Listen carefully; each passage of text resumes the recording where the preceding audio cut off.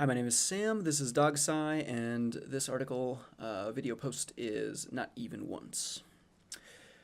One of the reasons it's important to remain engaged and aware of your dog's behavior is because you're trying to build a model to base future training on for your current dog and the next. To do this, you have to spend time thinking about it, writing it down, and ensuring that you actually understand it. Otherwise, the lessons will be lost, and you'll make the same mistakes time and time again. As a result, this particular insight is not something for the first-time dog owner, since it requires future knowledge.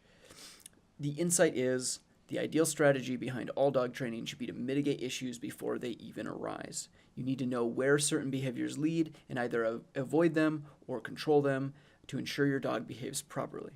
Thus the title of this post, Not Even Once. If you're unable to stop a bad behavior, you need to recognize it right away and develop a strategy. Don't shrug it off, and don't wait for it to happen a few more times. Behavior can set in quickly if you're not careful. Recognize the behavior and the associated body language or triggers and catch it in the moment before it happens. Most people tend to scold after the crime is committed, but this is an amateur approach. You need to recognize the subtle elements that lead up to a bad behavior and intervene in those brief seconds. This will break the sequence, and the dog will succeed at altering its behavior in a positive direction, assuming you give it one.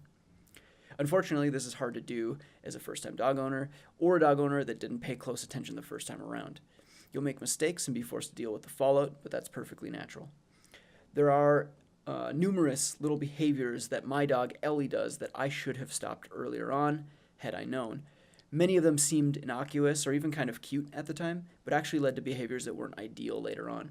This is why it's important to pay attention and ruminate on what you observe. Okay, so on the human side, I've talked about this on my other blog, Nothing Definitive. One of the classic examples, I think, is people who are on a diet will give themselves cheat days, right? They'll do 6 days of the week, they stick to their diet, and then they have a day off where they can eat whatever they want.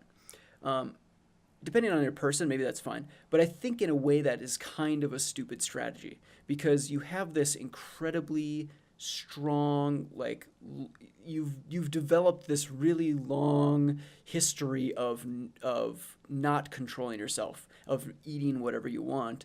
And by allowing a cheat day, you're reinforcing this thing that's already really strong. And I think that's a bad strategy. I think that to succeed, you need to recognize how much power that has over you, and then completely wipe it out. You need to. The whole point of the not even once, or of this whole idea is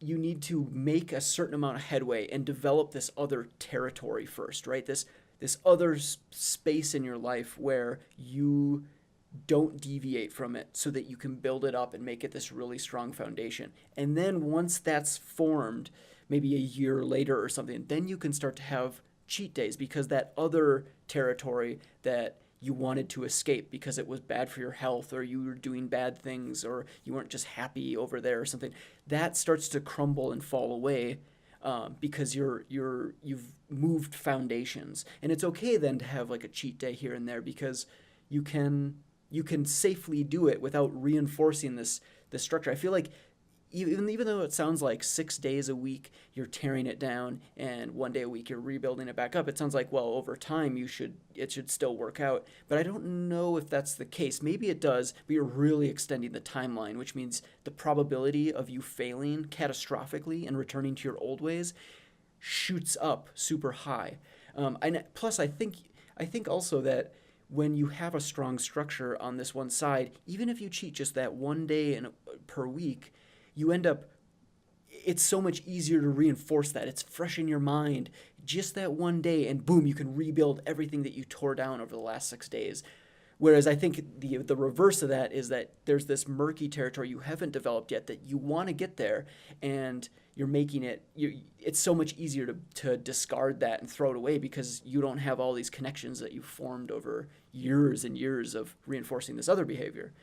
So the idea is the same in the dog world, I guess, is that Ideally, you don't even want to tread into bad behavior territory at all. If you have that insight or you can predict it somehow, you can avoid reinforcing behavior that leads to places that you don't want, whatever that happens to be, like just your dog jumping on people or getting too excited or aggressive or whatever it is.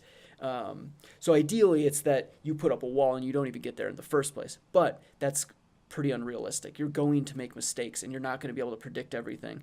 And so the next best strategy is to be really good at recognizing bad behavior, like really good at of just basic conscious observation, like seeing your dog and thinking like, this is what they just did, and then stopping for a moment and thinking like, is that really that good of, it's kind of cute, it's kind of funny, it's not that big of a deal, but where does it really lead? Like how far, if I go down this path and I don't stop it, is this something that's going to be a problem?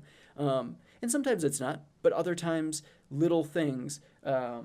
One of the things that Ellie does is she gets really excited for certain people in my building, and she's a leaner, and when she gets really excited, she's a big dog too, so she'll like run up and want to lean and kind of crash into people a little bit and stuff. And when she was little, it was hilarious, and people thought it was cute, and people even still kind of find it cute because she's so friendly and wants to like love up on them and stuff.